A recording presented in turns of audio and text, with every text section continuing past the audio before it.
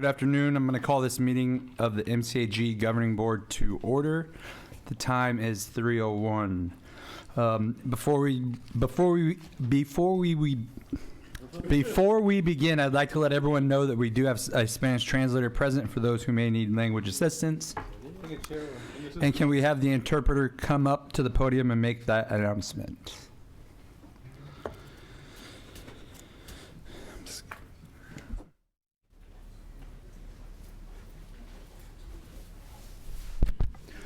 Buenas tardes, yo me llamo Juan, soy intérprete. Si alguien necesita interpretación esta tarde, yo le puedo ayudar con eso. Muy agradecido, gracias.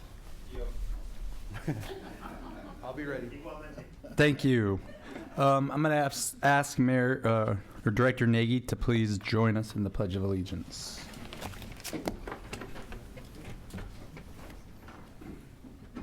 Ready? Begin. I pledge allegiance to the flag of the United States of America and to the republic for which it stands, one nation, under God, indivisible, with liberty and justice for all. All right. We didn't call the roll, huh? On our way. Yeah. We didn't call the roll yet. Okay, can we call the roll, please? Director Espinoza. Present. Director Hogue. Director Serrato. Here. Director McDaniel. Present. Director Samra. Present. Director Nagy. Present. Director Nelson. Here. Director Pereira. Here. Director Silvera. Present. Director Yanes. Here. Chair Pedroza. Here. We have a quorum. All right, item number 2 is the approval of the agenda. Do any of the directors or the executive director have any comments on the agenda? Mr. Chair, staff is requesting that we pull item 8A from the agenda. It'll be moved to the next month. Okay. Anybody else? Is there a motion? Second. Okay, we have a motion and a second. Please call for the vote. Actually, we can do We can just, okay. Never mind. All those in favor signify by saying aye. Aye. Any opposed? Motion passes. The next item is public comment. Public comment is now open for anyone to speak on matters not listed on the agenda. Comments are limited to 3 minutes per person. And do we have anyone in the room today who would like to comment? Okay. Have we received any public comments by phone or email, or do we have any? Okay, thank you. Item 4 is reports and presentations, and we have 2. 4A is the Citizens Advisory Committee report.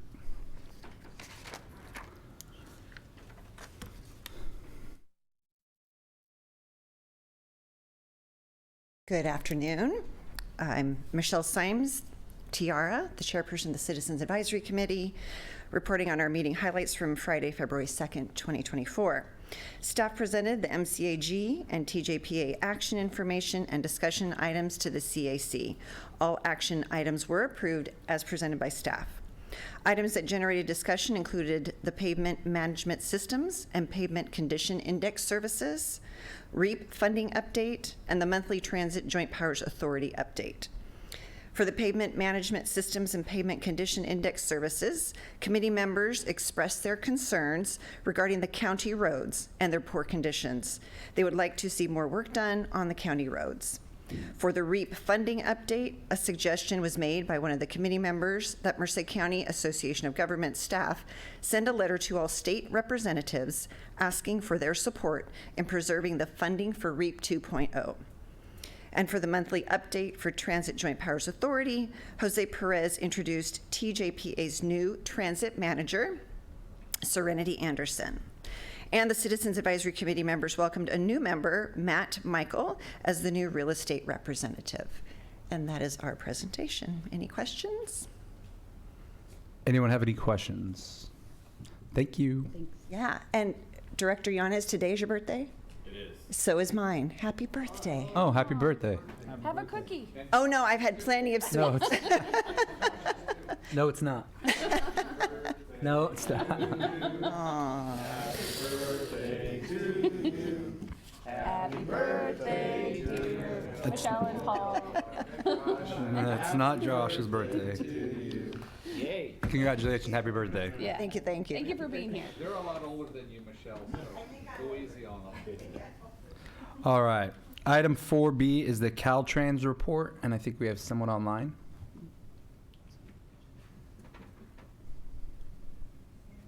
Mark Samuelson. Mark, can you hear us? There, here he comes.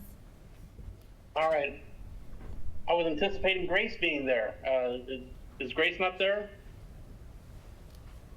No. No. Huh?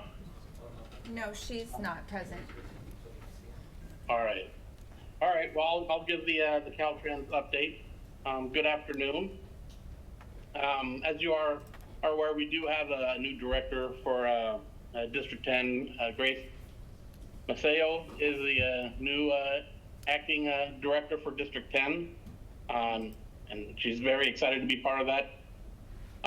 As far as some information here on some funding programs, we do have an update here.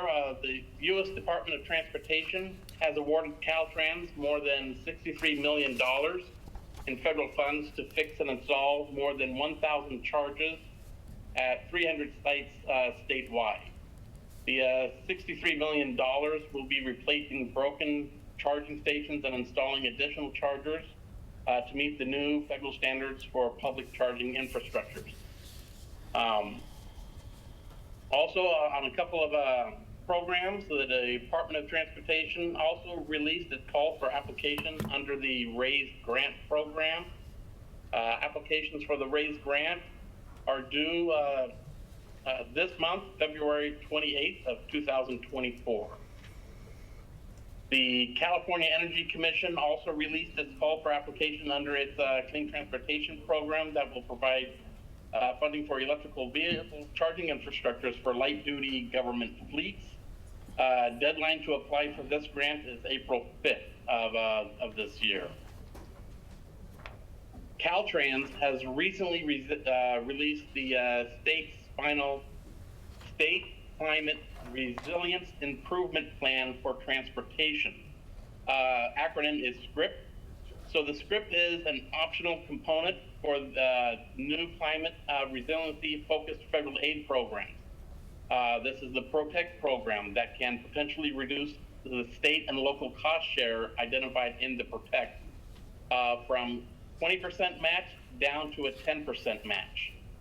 So Caltrans is accepting requests for these eligible PROTECT projects and nominations for the Cycle 2 for both the Federal Highway PROTECT program and the California Transportation Commission's program, the Climate Adaptation Program.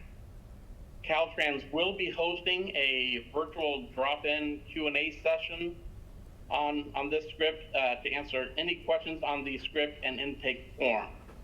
This will be held on February 24th, and I can go ahead and share the contact information for you if you are interested in dropping in on that. We do want to have a reminder on the Bridge Investment Program. The Federal Highway Administration did release its call for applications for 2 funding categories. The planning category, and then the second category is bridge projects that are less than $100 million. The deadline for these final grants is March 19th. And with that, that does complete my report. I am available for any comments and questions. Okay. Are there any questions from the board? Director Silvera. Thank you, Mr. Chair. Yeah, I'm just curious. I did read the recent MCAG quarter three update that was sent out today, and as I was looking through those, and there was quite a few of them on there, but I didn't see any update on the Highway 59 Mariposa Creek crossing, where that is. And I'm just concerned as we are in the middle of the rainy season, and I've instructed our staff at the county level that if they have to close Highway 59 down again, we're going to be sending to Caltrans a bill for the traffic that they're going to push onto our county roads that were never designed to handle that kind of traffic. And so it seems like anytime we get any major rains here in the valley, Mariposa Creek always has to close. And so far, knock on wood, that hasn't happened this year. But I know for myself and two of my colleagues that represent folks from the west side, they use that 59 as their main way of travel to get over to Merced, and when that closes down, that really becomes a burden on those folks. So just curious as to where you guys are with that. I mean, I can tell you I got elected in 2018, sworn in 2019, and I've been bringing it up ever since then, and we still haven't seen anything be done on that, and just curious where that is on your guys' radar screen. Thank you. Okay, so thank you for bringing it up to me. Let me get back with my team, and we'll have to go ahead and give you an update on that in the near future on that. I do not have an update for you at this time for the Mariposa Creek crossing, but we'll go ahead. Yeah, I'll circle that back with Grace and our maintenance team, and we'll contact you to give you an update. If I could, I can do an interim maybe update to give some information, or at least what we have. And I was trying to find our calendar invite because I had the year in front of me. I know the project is programmed. I want to say it's in 25. It's whatever and I'm sorry, I'll get that answer to you before the end of the meeting. I just have to search my phone. This is a project that every time we do our quarterly executive partnership meetings with Caltrans that Elizabeth and I always raise, we make sure this one, the Planada project. There's a handful that are usually brought up. And they were able to report progress on the project development. To be honest, there was a mention that we caught in that discussion, and Nathan Bray was part of this call as well, that there was potentially an issue with the permit that might cause a delay. To which I think I look at Elizabeth. I think I was pretty vocal about an underscoring of how a permit like that can't be, that we've been waiting for this project for several years. So I offered, quite frankly, the help of this board to say, if there's a permit issue somewhere, tell us where and who. And I know there's a handful of people that would be willing to make phone calls to get that unstuck. So I've doubled down with Grace and the team so that they know that this is a project of priority. And so I'll get that report to you, Director Silvera. But I was assured that it's part of a larger project on the State Highway 59. But they also assured me, because I brought up the exact point of how is 59, how is the Mariposa Creek Bridge, and that they did indicate that I don't know if it's dredging or whatever, that the creek clearing up that had happened has really helped mitigate, and that there's some other solutions, I guess, that I don't know if it's been the county and Caltrans or just the county, but that those seem to be responding well in that area to prevent flooding in the short term. So that's a whole lot to say. It's on our radar. I can share the written update that I have, but it's something that we continue to press every quarter, so they know that we're watching it closely. Director Serrato. Thank you, Chair.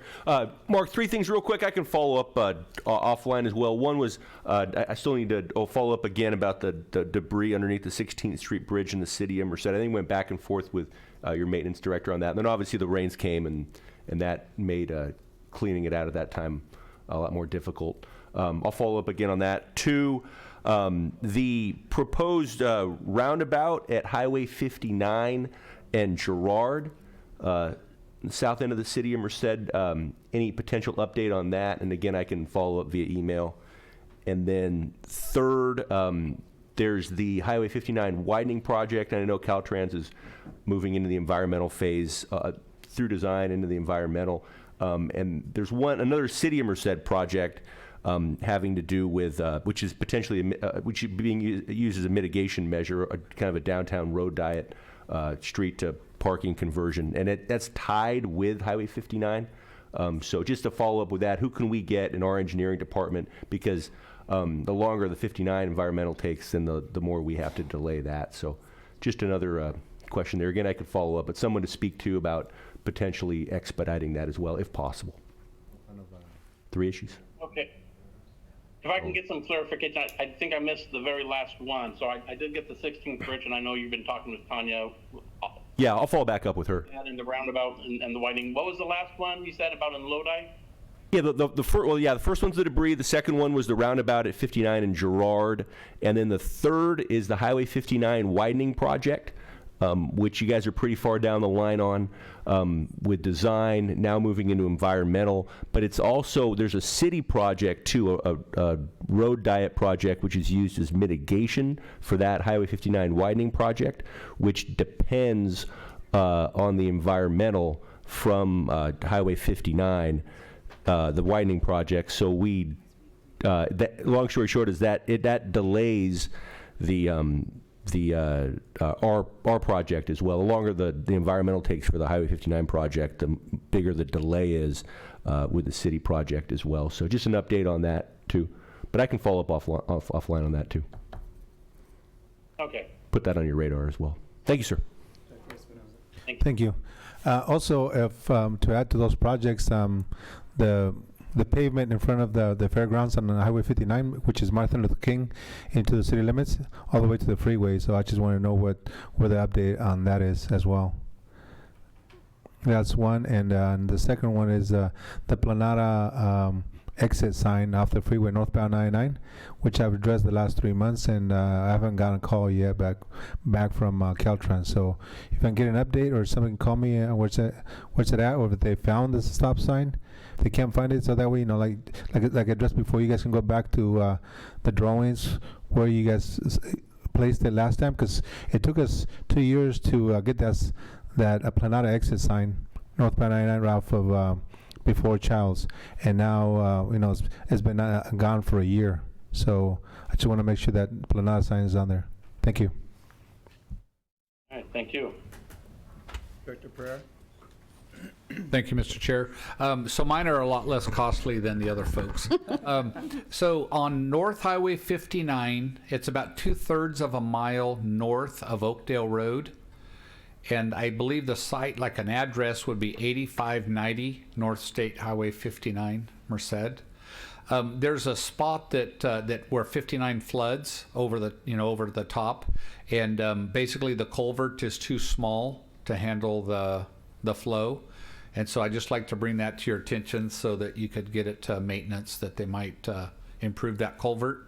And it literally floods, like, even if there's not a major storm, now it's starting to flood. So I'm not sure. And then the second one is Duper is supposed to be putting together a stakeholder group. I sent them, Mayor Nagy from Gustine and I have sent them a bunch of contacts to include in the group, and they haven't heard anything. It's been about 3 weeks.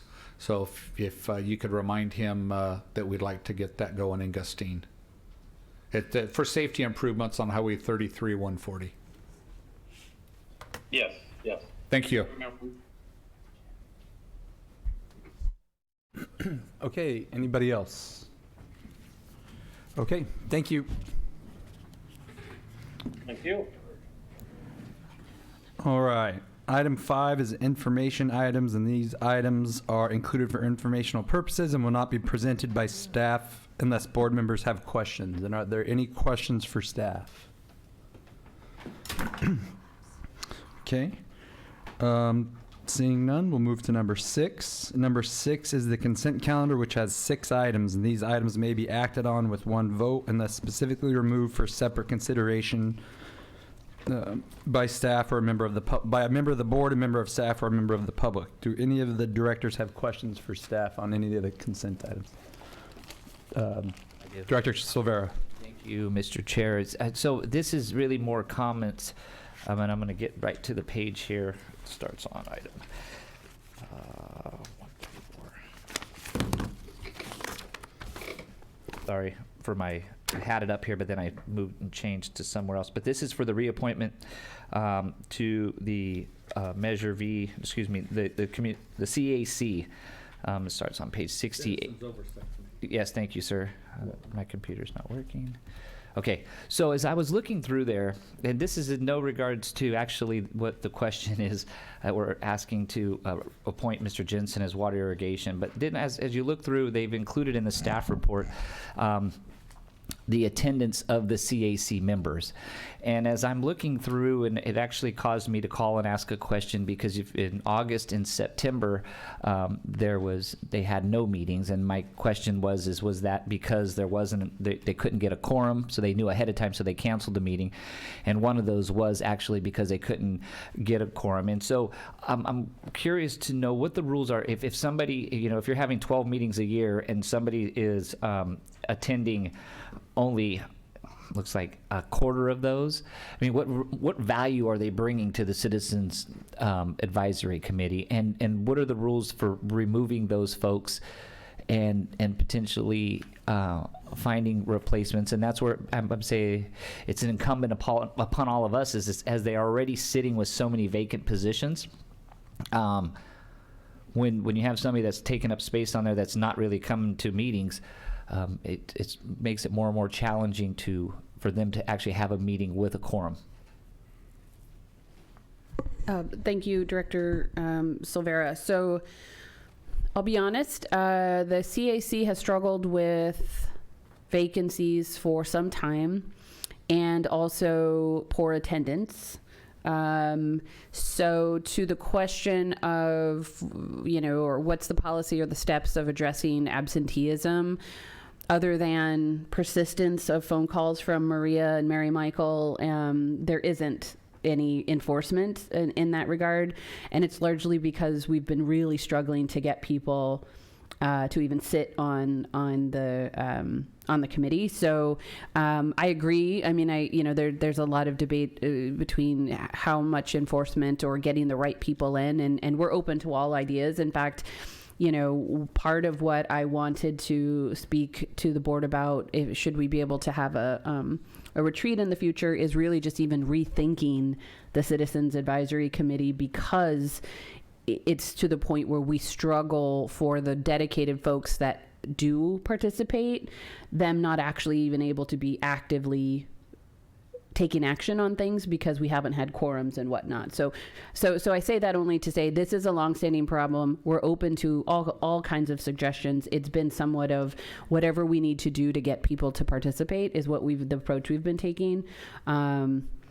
We quite frankly, with any vacancy, it'll sit vacant, and we try. I know Mary Michael has pulled her hair out trying to think of new ways of engaging people. So that's a non-answer, but that's just kind of what we've been dealing with for quite some time.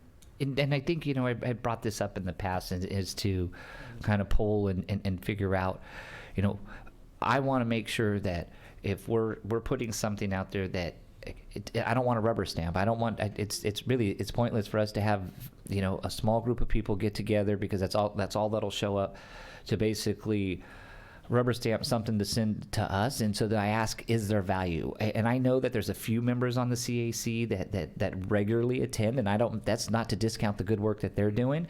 So it's, number one, do we still need them? That's a question that I'd love for us to try to ask and get answers, is do we still need them?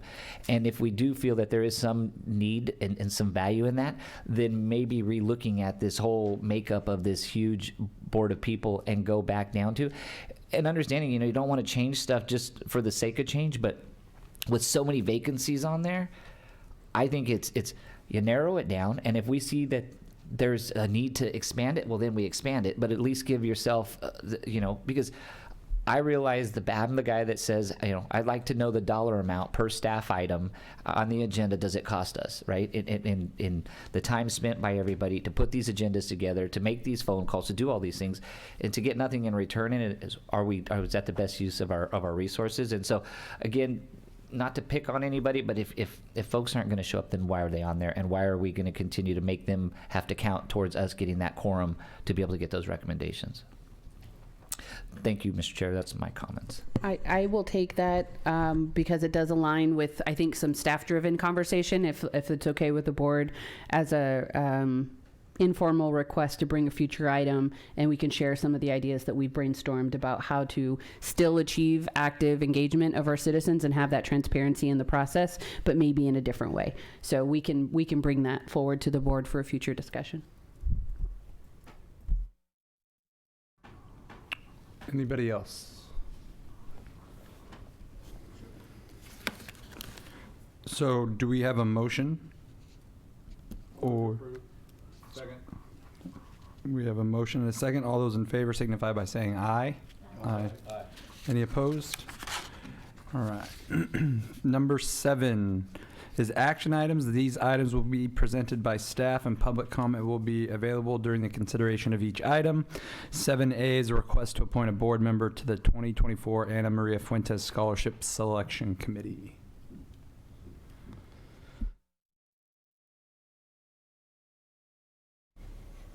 Good afternoon, Mr. Chair, members of the board. Thanks for your patience. I'm pulling double duty today.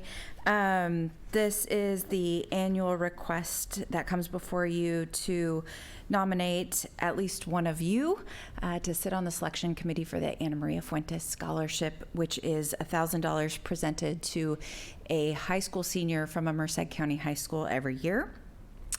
In honor of a former MCAG employee who passed away several years ago. A new development in this year's scholarship is that we have converted it to an electronic application. So we're very excited to kind of streamline and make this more efficient for whoever of you joins us in this process, be able to maybe have less paper floating around our desks. The time commitment is small, maybe an hour or so to review applications once they come in, and the deadline for applications is coming up next week. And then another hour or so to sit on a virtual committee call and select the nominee to come before the board for the scholarship. In your staff report on page 123, you can see the previous directors who have participated. Historically, it's been one director, but last year we had 3 because there was a lot of interest in participation, and we will certainly take, I think Ms. Hayden will allow us up to 5, so legally to be on the committee if you so choose. I think that's all I have. The scholarship is made available by donations from the community, not from MCAG funds, and we look forward to doing this very fun thing for a local senior every year in this community. Thank you so much. All right, thank you. Are there any questions? Anybody want to volunteer to serve on this? I would like to nominate Director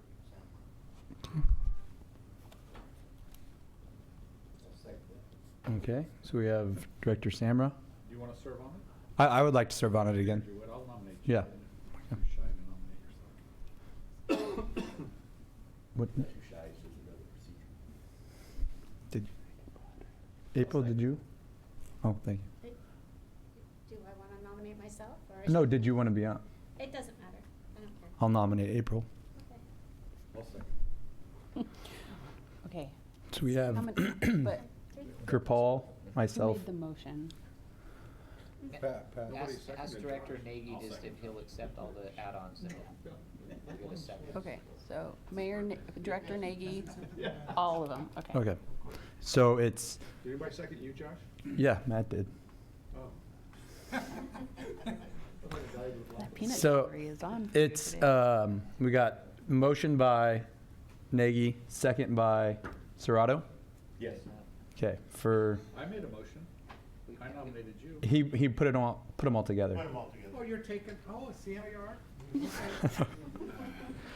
Okay, all those in favor say aye. Aye. All opposed? All right, motion passes. Thank you. It's all the credit, Lord, no getting credit. Justine always hogging all the glory. All right, item 7B is a request to establish governing board meeting dates for September, October, and November. Stacy. Thank you, Mr. Chair. We are going to pull up a couple of slides to help with this process because there's a lot of information in the staff report. Some of it I can say is firm, some of it I can say is a best guess, and there's lots of assumptions. So I tried to put it all together here. So this is a follow-up item from our January meeting where it was identified that there were several potential conflicts in our meeting schedule, namely for September, October, and November. So I'll just take them one at a time, and we'll start with September. So the main conflicts in September are Valley Voice, which will take 2 board members plus one, myself and potentially other staff. And I say that's potentially scheduled for the week of the 10th, because quite frankly, if it's any other week, neither the current chair of the policy council, which is Director McDaniel, nor myself would be able to go. So if it's not that week, it's not a conflict for us. And then there's the RCRC conference the following week. And then I have another item here that is the San Joaquin Valley Regional Association of California Counties. That was an event I believe several board members participated in last year. I believe it was organized through Madera. They do not have the latest for the 2024 on their website. In fact, our staff has contacted. Is it Kern? Okay. So we reached out to the contacts on the website and had not gotten that the date had been set firm, but that is the week it was last year. So again, if it's not that week, then the 2 events are going to cancel themselves out anyway. So with that said, this is not a light recommendation, but as you can see, if those 3 conflicts are present, we really are, and we stick to the Thursday afternoon, which is the date that we choose because it is least likely to conflict with any council meetings or county supervisor board meetings, is that we really are in a position to either reschedule to the 5th, cancel, or keep the meeting on the 19th, which would allow for the cities to participate, but is a significant conflict for the county directors. All of that in mind to say our recommendation would be to cancel the September meeting. I will say we did that this past year. It does make, sorry, I feel like I'm turning my back, but it's easier. That one, it is closer. That's why it looks bigger. It does create for a very significant, thank you, a very significant October agenda typically. So we'll just have to prepare accordingly and plan for. So, and I would strongly discourage the 5th because that is essentially the week after our August birth, I have a birthday in August. I said my August birthday, which is also true. So, is it priorities? Yes, Chair, so I was thinking about this earlier because it's just so convoluted in that area. What if you went to like an October 10th meeting, cancel your September meeting, and basically you're having your September and October meeting just a little bit earlier, so you're getting like a 2-for-1. I think that probably solves the problem of trying to fit one in September and then in October. Kind of the same thing. If you went to October the 10th, then you just kind of look at that as well, you're getting 2 meetings for 1. Yes, yes. Can we move to October, please? So yes, so the 10th is one of the 2, and so looking at this, quite frankly, our recommendation would be to not even consider a cancellation because there are other options. So with this month, we'd be looking at the 24th or the 10th. If we were either one. I mean, I think there was as I was putting the recommendation together for the 24th, I was thinking of it as if we would have a September meeting. If we don't have a September meeting, the 10th would be kind of split in the middle. And we'd still be able to have our TRB and our CAC as regularly scheduled, and then we'd have the board meeting a week earlier. Yep. So those are, I'll switch my recommendation here then, because I think that makes a lot of sense. So the first recommendation is to cancel September. The second for October would be to move it to the 10th. And then if we can move to November, it's really pleasant. So this is CSAC, and it also happens that Thanksgiving is very late in November. So we do have the Self-Help Counties Focus on the Future conference, but that shouldn't be a conflict. So we could kind of follow suit and move it earlier to like the 7th, which would be about a month after the October meeting at that point, or keep it on the 14th. Either of those dates would be fine. And the only reason that the recommendation for November is the 14th is then it wouldn't require moving the TRB or the CAC. If we move the board meeting to the 7th, we'd have to also move the TRB, which isn't always a problem, or isn't necessarily a problem. I like the 14th. Can you go back to the October one, please?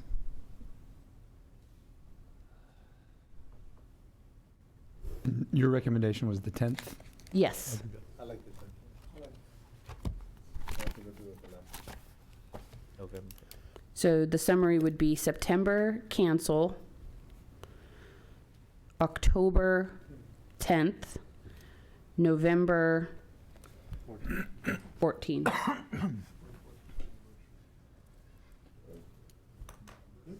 Okay. Do we need a motion for that? I think so. I'll make the motion. We have a, Is that it? Yes. hold on a second. Oh, we have a GSA meeting as well as November 14th. On which day? Here at this. October 10th and as well as November. We'll find a different location, but who sits in those I'm sorry, it would be a conflict for the 10th and the 14th? The 10th of October, 14th of November. Thank you. And if I'm the only one, I mean, I think we're good. Well, could I then, maybe we could recommend just splitting the difference and doing the 10th of October, since it really does help in that regard, and then go to the 7th of November here? Would you have to reschedule TRB? Yeah. Which is fine. Can I, just because I'm just, feeling like I should overcomplicate this. If that is the case, and we move to November 7th,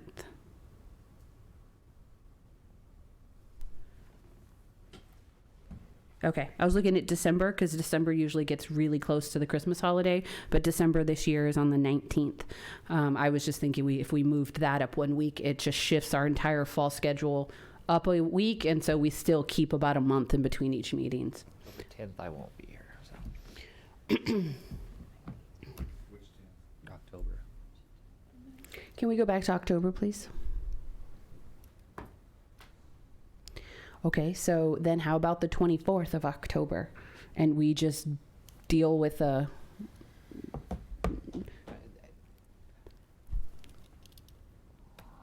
September cancel, October 14. I'm sorry, 24. October 24. I'm good either. That then avoids the conflict that both Director Silvera and Pereira have. Is it, so, I mean, I guess, though, the question is for you, if I may, Mr. Chair, sorry, what does that do to the stuff that needs to come from staff to us? I mean, you're going for a long stretch there, and then... We did it last year by front-loading August with everything we possibly could, and knowing that if we couldn't, then it went to October. I mean, we made it work. It does make for a long October meeting, but we'll plan accordingly. I'm sure Josh will tidy that meeting up and be quick about it. That's right. Will he still be the chair? It'll be Director Yanez if Oh, I have plenty of confidence. yeah. So I do appreciate that. I mean, it's always, but we can make it work. We have enough notice that we can plan accordingly. And quite frankly, if it really became an issue to the point where there was funding in jeopardy, something we could not anticipate, we do have the ability through the chair to request a special meeting, if it came down to it, and then it would be an all hands on deck to just get something on the calendar. So we can pivot. Okay. I think Nobody goes to League of Cities anyway, do they? It's a vacation. So I'm now proposing September we cancel, October we're moving to the 24th, and November will be on the 14th. We should just take action before anyone else has a conflict. Okay, Kidding. so we have I'll change my 24-14. second. I'll second. so the October 24th, cancel September, October 24th, November 14th. and November 14th. Okay. And November 14th, this is not available. Yes, so we will have to have a new location, which we can work on. Thank you for that. Okay, so we have a motion. That was by Espinoza. Second by me and first. Motion by, okay. All those in favor signify by saying aye. Aye. All opposed? All right, motion passes. Item C is a request to authorize the procurement of payment management systems and pavement condition index services with an estimated budget of $700,000. Elizabeth. Thank you. Good afternoon, Board. This item is requesting authorization in the budget to work with all of our member agencies and local jurisdictions to put out a request for proposals for pavement management system services. So there's a little bit of discussion in your staff report. In 2017, which was right after the passage of Measure V and SB1, MCAG helped sponsor an assessment of the pavement condition across the county, and then also purchased software, it's called Paver, for all the cities to use so that they would upload their pavement conditions, and then they essentially, our agencies track the condition of the pavement and use that information to make decisions about what roads need to be repaired, how and when, etc. We had a requests from the county actually talking about, several years have passed since then. We're just kind of using the software that's kind of modeling what we think the pavement condition is, but it would be nice to get back out there and look at it, measure it, and see what it actually is on the ground. Also, a lot of our agencies have expressed interest in a different software called Street Saver instead of Paver. So these are some discussions we've had at the Public Works Group level. There's a little information in your staff report about the results from our pavement condition index study in 2018, and you can kind of see where all the agencies are as far as average pavement condition. So I think I have a note in the staff report that it would be interesting to see the change that's happened with a lot of the funding we have. But I will warn you that others that have done it have not seen great improvement in the average PCI because we're barely able to keep up with the maintenance and the degradation. But that's part of what this study will show us, is kind of, where we are all progressing in our road systems. Although I did ensure the Citizens Advisory Committee when I talked about this, that all of your agencies work hard and a lot of projects are getting done, but we have a lot of roads and it's a lot to keep up with. So kind of with that aside, we would like to, kind of update this and get back out to all the agencies. I will mention that one city, Las Banas, did an update last summer, so they've done it recently, so I'm not sure if they'll need to do it again. It's been not quite a year yet for them, but the others are in need, and I know the county's really wanting to move forward on this from the staff level.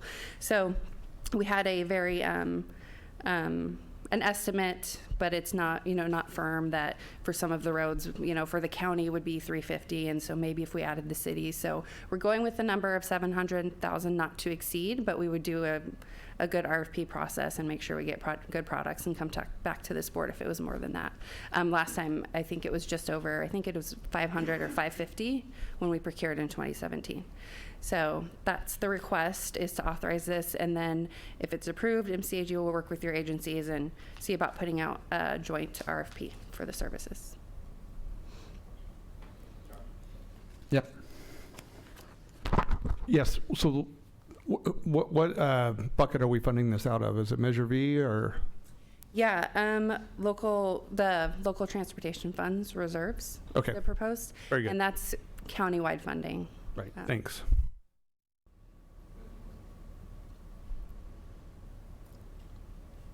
Thank you, Mr. Chair. I've got a question. It would be helpful for us to also have like traffic data, usage data.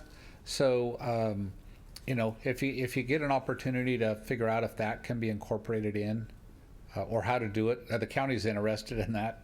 So if you can figure out, I don't know. I've been looking for a year. I can't find it, but somebody smarter than me knows where it's at. So are you speaking about, what is the traffic on a how many cars road? travel the roads? Yeah. So if you have specific roads, you can send them to me and we can look. We have different ways that we can have it. We have a model that will model it based on what we, existing land uses and things. But we also do go out and put hoses on the ground at certain locations at certain times. No. And, I'm sorry. If I might interrupt. So the data is available from GPS, right? That's how Waymo and Waze and Google Maps, that's how they tell you if it's slowing down or not. So it's available because we can go put the rubber out on the road, but we don't want to do that, right? So somewhere in GPS or data, there's a system that does that. So that's what I'm looking for. That is very expensive to obtain, but we're Is that it? definitely looking at that, actually. We're looking at how we might be able to do that on an economy of scale, not even maybe countywide, but maybe larger, valley-wide. And that is something that we're looking at as well. Because even if you did it for a week, twice a year, right, it would give you the data you need. You don't need it every day ongoing, so. Yeah, that's true. And there are different services, so we are looking at them. There's some where you can purchase there's some where you can purchase one-time data, that's true. And then there's some that kind of have ongoing access. I think we're just trying to figure out what's the best fit for the price. Thank you for making that comment. Anybody else? Okay. Is there a motion? Second? Second. Okay. All those in favor signify by saying aye. Aye. Any opposed? Okay. Thank you. Pat is in the opposition. Okay. Item 8 is MCAG discussion items, and we have one because item 8 was pulled. Item 8B is a REAP funding update. Meg. She's going to mute me if she can from there. Good evening, directors. Well, I'm going to start with some good news because I have an update on REAP 1, which is more updated than what's in the staff report. But just some quick background. I know you guys have heard me talk about REAP a lot, but just a reminder, MCAG for REAP 1 is grouped with all 8 San Joaquin Valley COGs for the housing planning activities. And MCG is eligible for up to $1 million under REAP 1, and we're receiving the funding in batches from the state. As of right now, we've received about 75% of the funding, and then there's another 25% that's being held up at the state level until collectively across the valley, all 8 COGs spend down the total funding to 50%. Some COGs have had a harder time spending down the funding than others. We haven't had that problem. And we're particularly concerned about the funds being held up at the state is because we're using part of that funding for the multi-jurisdictional housing element contract, which is expected to conclude sometime this summer. But I have good news. So the 8 San Joaquin Valley COGs, they're currently executing an amendment to the MOU to redistribute some funds that Fresno COG already has in hand to make MCG whole. So we have the funding to finish out the contract for the housing element. So that's good news. But for the bad news, under REAP 2.0, on January 10th, the governor released his proposed budget for the new fiscal year, and it included some large cuts to address the massive deficit. And it includes a $300 million reversion of REAP 2, which essentially cuts the program in half statewide. And we've been working with stakeholders over the last year and a half or so to develop 2 new grant programs using our REAP 2 funding, the local suballocation grant program and then the regional competitive grant program. The call for applications closed for our programs in December, and we were hoping to take awards for these grants today at today's meeting, but due to the potential reversion of REAP 2 funds, we're unfortunately holding off on awarding those grants. And we did convene a scoring committee for the competitive program. We're hoping that we can have these awards lined up, ready to take to you for recommendation if and when we do get the green light from the state. And then I have a side note that I want to mention. So all 6 cities applied to the local suballocation grant program. This is just planning funding for your housing element rezones. Those are due January 2025, which is less than a year from now. And we mentioned to TRB yesterday that as you're working on developing your budgets for the next fiscal year, we would encourage you to include funding for those rezones. My hope is that we would be able to reimburse you for at least some of the cost when we are able to get some guidance from the state. But it's really important that those rezones move forward in the meantime and not wait for the state budget to get sorted out. But as you can imagine, the MPOs across the state are pretty upset about the reversion. We jumped through a lot of hoops to get this funding, and some MPOs have already awarded funds. So the information that we're getting from HCD, which is the main state agency overseeing this program right now, is that they're really not going to have more information for us until the revised budget comes out in May. So it could be a 50% cut, but it could be more or less. Just last week, we received an email from HCD saying that they would no longer reimburse requests for funds beyond 25% of your original allocation. So there's some speculation that the cut might be worse than 50%. We just unfortunately don't know. So we are in a holding pattern on spending any REAP 2 funds until May or June potentially. But in the meantime, we're participating in some advocacy efforts to try to secure the REAP 2 funds. I think the largest one currently is CalCogs, the Association of California Cogs. I always butcher that. They are working with all the MPOs to put pressure on the state to try to secure the REAP 2 funds. And then we also tapped our state lobbyists. And then yesterday we just met with some of the leaders of the American Planning Association. So we'll continue to advocate to keep the funding and give you updates as they're available. But feel free to reach out if you have any questions offline, or I'd be happy to answer questions right now too. Thanks. Can I add a few things, Mr. Chair? The team here is like, oh gosh, she's going to get on her soapbox again. I told this to the TRB yesterday, and as professional and calm that Meg is, I will say I am the opposite of this on this issue. I said to the TRB yesterday, I don't think there's been an issue that I have faced since I've been in this role that has pissed me off more than this one. And I'm sorry, but that's the kindest word I can use right now. And I've had a soapbox that I've made a lot of people listen to me vent over this issue. But I cannot underscore enough how absurd of a position that we are in because of this decision to cut this program. In one way, I will say the one saving grace or the one positive thing we can think about is that we haven't awarded contracts to your jurisdictions. Many MPOs have already done that, and the consultants are on the hook, and the projects are being done. And I know, though, here I was, as Meg mentioned, we were talking to the American Planning Association folks, and one of our local planners for the city of Merced was part of that discussion, and they said, look, we went out and we found these projects, and we developed this promise, this potential, and now it's like we're just saying, oh, sorry, like it's gone. I think the part that is frustrating for me the most is this board knows that when the housing conversation came to us through the REAP program, there was a lot of really difficult conversation that was happening at the staff level, at the TRB level, at the board level.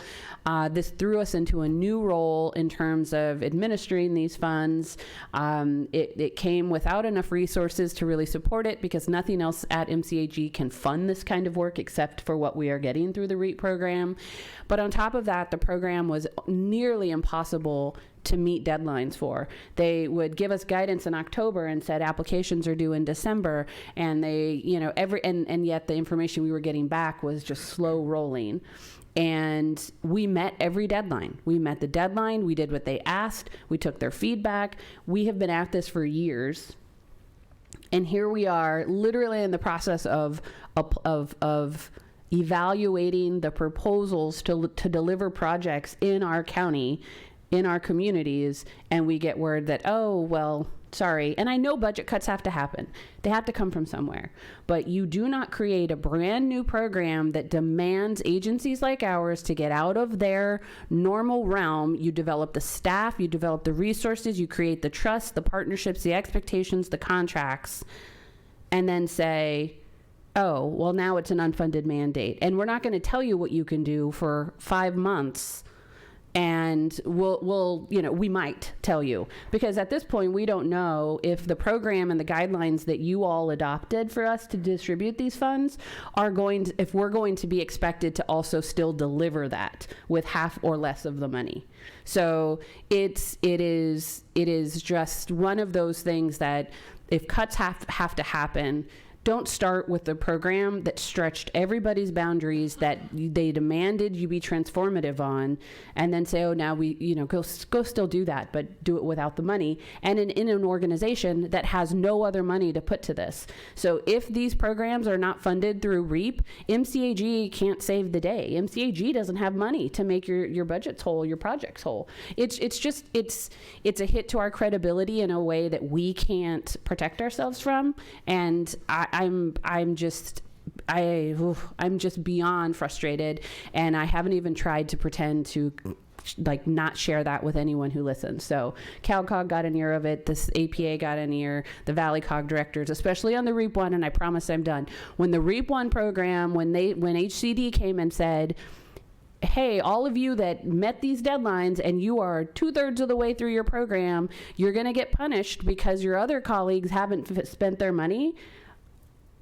I was ready to burn every bridge of a relationship I had, because we have contracts that have to get paid for. And we went to each of your jurisdictions and made a pact that said, we'll pay this much, you pay that much. And they were threatening our ability to come to the table with the money that we said we would bring.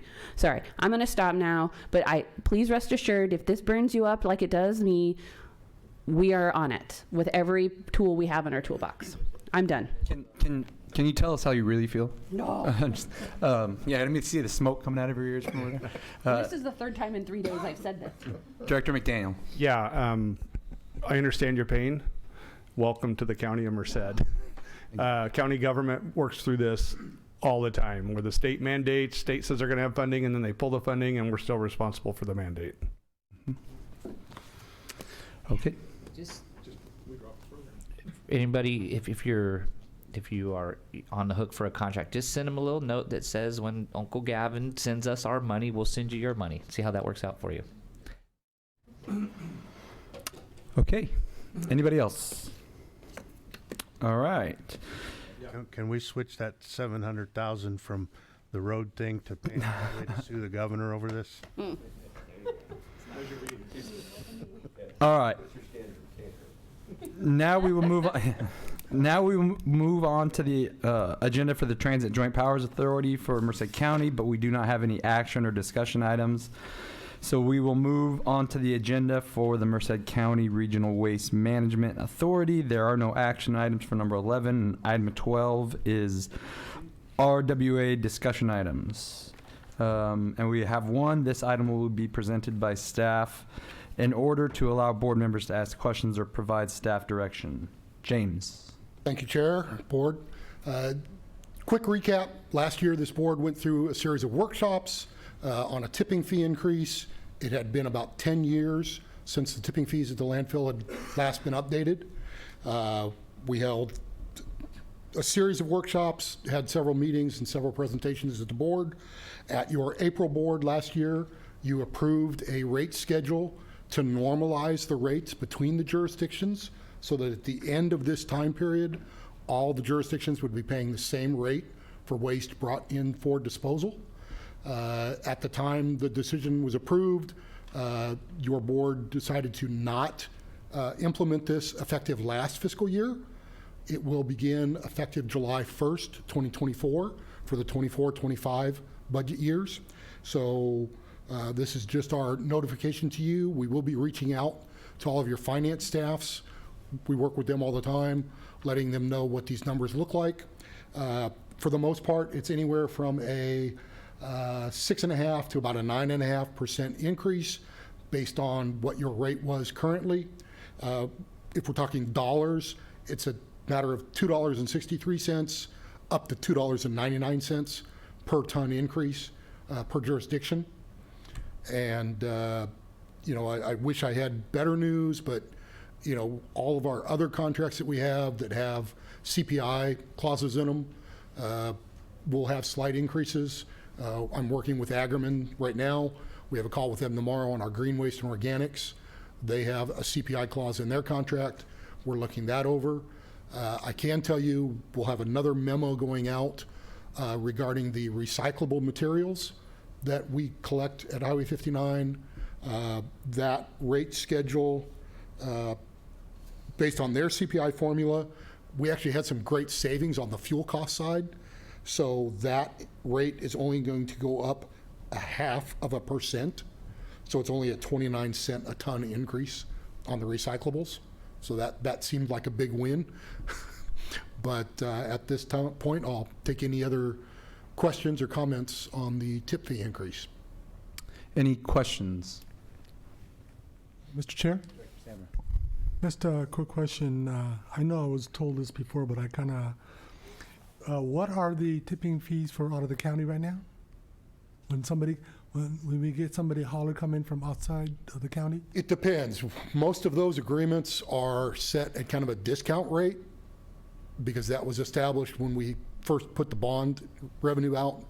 Last year, we increased all of those rates by 10%. They ranged anywhere from the low 20s to the upper $20 per ton. For this next coming fiscal year, we are again looking at an additional 10% increase in those rates. Yeah, okay. The question I have for the board, I'm not sure how outside of the county works, but if we're asking our folks to pay, I know it's more of a surplus, should we ask them to pay a little more, so in a way we're subsidizing them as well, If I may, these rates that were determined was part of a 2-year study. Yeah. And it's really based on stopping that importation after the bonds are paid off. Just 4 years from now. Yeah. So, we have this sequence table, but the comment I made last year was we will come back every year and we'll evaluate where we're at, both on imports and where we stand financially. I can't promise you that at some point we're going to say, hey, we're flush and we don't have to implement the increase this year, because all of our other costs are going up. Equipment maintenance, construction. Right now at Billy Wright, we're looking at plans for the next cell, the next phase to be developed out there. And honestly, we're probably looking at $6 to $8 million that we have to spend next year to build that new cell. Yeah, I fully understand. You gotta have. So I'm well aware of, the kind of the dichotomy on the pricing for the imports. Yeah. And believe me, I'm going to be as aggressive as I can in raising those rates, because honestly, I do think we've been giving them probably the benefit of the doubt over the last few years. But even if we raise them to equal our gate rate, we've got folks coming from San Jose and Oakland that their rates at their local landfills are probably $80 to $120 a ton. Yeah. So even if we're at 40 or 50, they're still going to come here. Yeah, we might make a little more money, but it's a complicated back and forth. This kind of reminds me of the old game I used to play as a kid called Sim City, where if you need some extra revenue, you put a trash collection place at the corner of it and try to get money out of it, But I understand how this works, but I would kind of had a little bit of a study gap, because I wasn't available. So thank you very much, James. I do just want to add that, prior to this rate increase, it had been more than 10 years since we've had a rate increase. And that was largely because of the importation revenue. And the importation revenue was holding our rate steady, plus giving us the ability to pay off our bonds. And it was also what took the Billy Wright landfill out of the red, and it actually, helps in that regard. But the decision, and I wouldn't say, because I don't know for sure, that the actual rate we were charging them was high enough, but the concept of it being low, and in this instance it's been lower than our local rate, is because we were needing the revenue to pay our bond debt, so we didn't have to generate it with so we were trying to be competitive essentially. So I think what James has been really focusing on, and what I'm hearing, what we're hearing him say today, is finding the sweet spot to increase those rates so that they're still competitive enough and it still makes sense for them to bring it to us, but not giving them a great deal. Just incentivize them enough to come, get our bond payments paid off, and these rates will be in place and we'll be in a different position. Yeah, it makes sense. I was just missing a little bit of information here. Thank you very much. Anybody else? I got one comment, Mr. Chair. I did just think, James, I appreciate it. And I know we've had many, many meetings of going over this and how we're going to get there. And it, to me, is as we fast forward to when we normalize our rates, our bond payments are done, at that point, my mindset switches to now if they want to come and dump land or trash in our landfills and take up our valuable space, then it's going to be they're going to subsidize us. Absolutely. We've because of decisions that were made way before I got here, that's the only way we could make our bond payments was to entice somebody to come in and help generate revenue to be able to pay them. Once we get done with that, I will instantly go to if you want to come, we're not trying to make a sweet deal with you. If you need it bad enough, I would say for me, I would not agree to anything that's lower than what our own constituents pay. In cases, it has to be more to make it worth our while to give up our valuable airspace. Thank you. Okay, anybody else? All right, thank you, James. All right, item 13 is the Executive Director's Report. Stacy. Thank you, Mr. Chair. I'll be much more diplomatic for my Executive Director's Report. I will start off with the fun stuff, and that is to introduce Serenity Anderson with a wave. I had mentioned last month or I had announced last month that Serenity came on board 2 weeks ago now. She was 2.5 weeks. I got that wrong. Do you want to come up? And Lindsay, I won't do that to you. I didn't give you fair warning, but I'll let Serenity introduce herself. But she is our new transit director. You may recognize her as the previous GM, general manager for our operator for the bus and Yards. Take it away, because you have an impressive resume. And she's already hitting the ground running with some really fun projects. Thank you, and thank you, directors. Yes, it is very nice that I have been with the contractor for the past 2.5 years, so I know both the bus and the yard services very well, and I'm able to just jump in. Nav has held down the fort for a past year very well, and I am excited to get him some help, get him some relief, and really help continue the charge that he has made. So excited to be here. But yes. And you should all have her cell phone number. So thank you, Serenity. Don't hesitate. Thank you. And it's her 2.5 week anniversary, and Nav left yesterday out of the country and is gone for 2 weeks. So so if you're trying to reach Nav for any reason, give me a call or any one of us. But he is actually left his work cell phone on his desk. Also want to introduce Lindsay Yang. She is our new planning technician. Started on Monday. So she's very new. UC Merced graduate from Hanford. Really excited to have her. And she's been hitting the ground running and got to sit in on the TRB yesterday. And I will not ask you to come up because I didn't give you a heads up. Serenity's going to be spending a lot of time at the podium. So I figured I just would test her quick. So just want to welcome them both. We're really excited to have them on board, and you'll be seeing more of them. Okay, I mentioned Nav is out for 2 weeks, so give me a call if there's anything you would normally reach him for, of course. It's also exciting. I want to mention that Elizabeth and Meg have been spearheading an effort to get California Transportation Commission staff here next week. We're going to do a staff tour of some ATP projects around the county, something we've been working on, particularly Dos Palos and Gustine and the rural pockets, but there's just a lot we're going to try to squeeze into a very, very short amount of time. And all of that is to really help them understand and actually see the communities that the projects that will be on the page in future applications, what they would, what kind of communities they're really coming from. So we're excited about that happening next week. We joked about it a bit for those of you that were here a little early, that we are asking for some grace with our agendas. You may not notice a difference except that we did get the chair. Anyway, there's an error on the front page.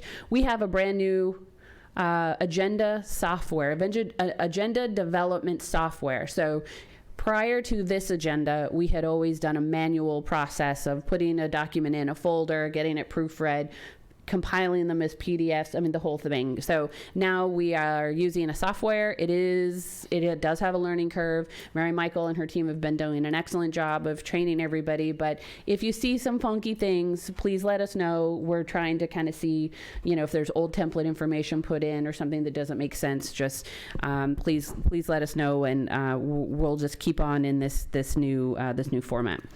And then I do think next month I will say I will be asking Nav to sit here for the March board meeting. I will be in San Jose for the California Transportation Commission meeting that they should be adopting the STIP. And we do have our allocations or the funding to AME on that, as well as a request to move the project funding out a few years. Very, very likely not an issue, but it's one of those things that the 0.2% chance that they're going to ask a question, we want to make sure that we're there. So Nav will be here. I think that's also why he tried to take a bunch of time off, because he knows what's coming. And then I will just sum up by saying happy birthday to Vice Chair Yanez, and please take the cookies so that they don't come back to the office. It's not my birthday. I know. I think you're December. I am in December. He's It's December. a joke. No. Yeah. It's All right. this year. His birthday is every day that ends in Y. Yeah. Thank you. All right. Thank you, Stacy. Next is item 14, Director's Reports, and we'll start with Director Yanez. No report. All right. My favorite kind. Director Pereira. Sorry to disappoint you, but I've got a item. So I have probably one of the top 2 or 3 rural districts in Merced County, and illegal dumping is becoming a terrible problem. And what we're finding is that people are leaving the cities and going out to the county and dumping. I think the Regional Waste Authority is in charge of trash in our county, and so I'd like to suggest that we take a look at a way to take the burden off of the county and get it onto the Regional Waste Authority. I don't know if that's possible or not, or legal or not, but I kind of feel, I haven't talked to any of you about it, but I mean, it makes sense to me. So, anyways. We talked about this before too. Yeah. Yeah. Go ahead. I can give you some ideas of what other counties have done, and we've talked about this internally. We can add a surcharge, a small amount, to each ton brought in, whether that's on the local waste, on the imported waste, or we look at our budget and see, it would require probably a dedicated crew.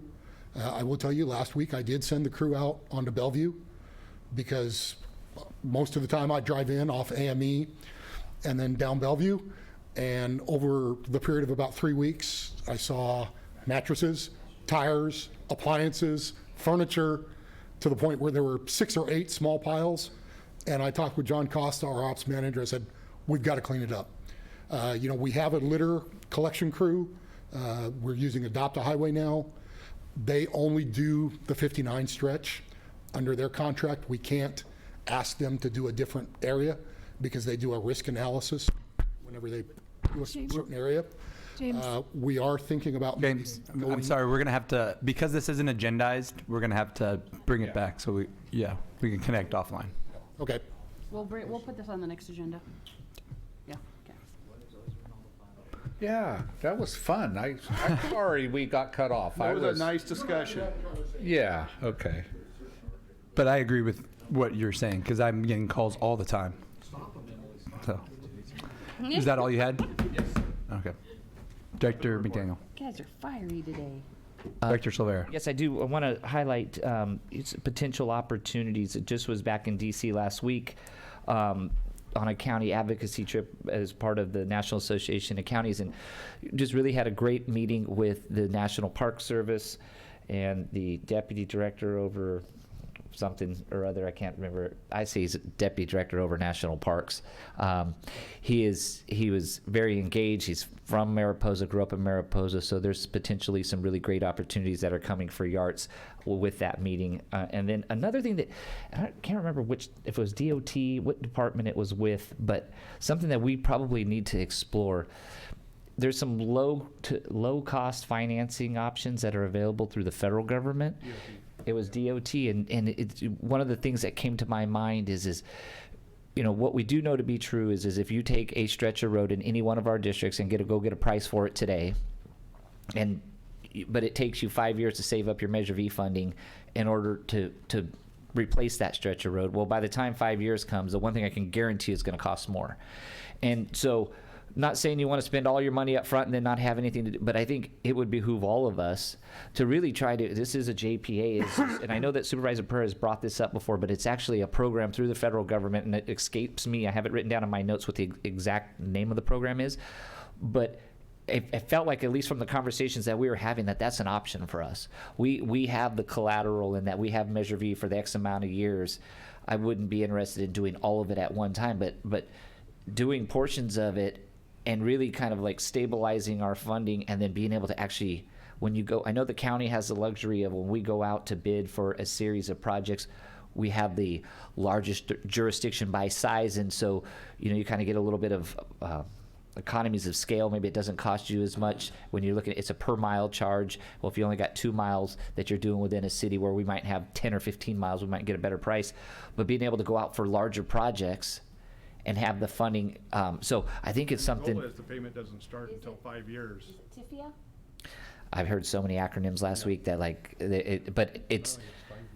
And we don't have to pay it back, but our collateral is that we can show we have this transportation measure that brings in, a minimum amount or whatever. I think it's something that we really all need to start thinking about. Every jurisdiction, whether it's MCAG as a whole or each city, the county, is how do we leverage those resources that we know are going to be coming in years out, and really trying to get projects done on the value of today, versus having to save the money and then getting less work done. So that's, I think it's smart. It would be smart on our part, for not that we're not smart already, but instead of having to wait on the natural growth of what Measure V is going to do, it's kind of getting a twofer. We're going to take advantage of, it's going to naturally grow, but being able to get more stuff done today. So I just wanted to highlight that, and I will follow up with you, Stacy, offline of the exact acronym of which project name is. Thank you, Mr. Chair. Director Hogue. Thank you. I just want to make a comment about the little chart that had Dos Palace as the worst roads in the county. We are 2.2 square miles, and that wouldn't take very long to repave 2.2 square miles of road. And I just it would be nice to be able to say that Measure V money would be directed to one city at a time, and 2.2 square miles would not take that long to do. Just letting you know that. Also, I wish everybody had a great Valentine's Day. We've had some wonderful events in Dos Palace, including 2 crab feed that somebody missed our crab feed. But I hope everybody is doing well, and I'm easy when it comes to the dates. You just tell me when to be there, and I will try my best to be here. Sorry about being late today, but no one would cover my class. So there you go. I just let the kids go free. So No comment. Director Espinoza. Director Nelson. No. Nothing. Director Nagy. Director Samra. Yeah, last time I volunteered, or was volunteered, or however you want to look at it, for the van pool, but I'm not sure if they didn't get their record straight, but I never got anything regarding the meeting. The next day when I realized the meeting is already passed, I get an email from them to evaluate the director that I've never met, so so I don't have anything to report. Let's talk offline. We will, okay? The mess. Huh? It's a mess. Yeah, so we'll talk, and then as far as what Director Pereira said regarding cleanup in certain areas, we drive by and see refrigerators. Sometimes those things are pretty darn dangerous because they don't care how close to the road they dump them, they just dump them. And if you're used to the road and you got a curve, you got a certain area, but it's dark, you're not going to see something. There's a danger for motorists and everywhere. So I'm not sure what it takes, but I would like to see this agenda so we can have further discussion if it's possible with the board, you know? I think it's something worthwhile being explored. Yep, it'll be on. I agree. That's it, thank you. Director Serrato. No report. I cede my time to you, Chair. Thank you. I just wanted a couple quick things. At the beginning of the month, we had the opportunity with MCAG staff to meet with Assemblymember Soria on Measure V, and we took a landfill tour, and she was very interested in what she saw out there. She was asking a lot of questions about the gas and what we're doing with that, and we explained to her what was happening and how we had an agreement with UC, and then it fell through. And then also last week with Elizabeth and Stacy, we attended the CalCog, where I heard Stacy get on her soapbox multiple times about this. So, okay, with that, I will adjourn this meeting at 4:20. Have a good day.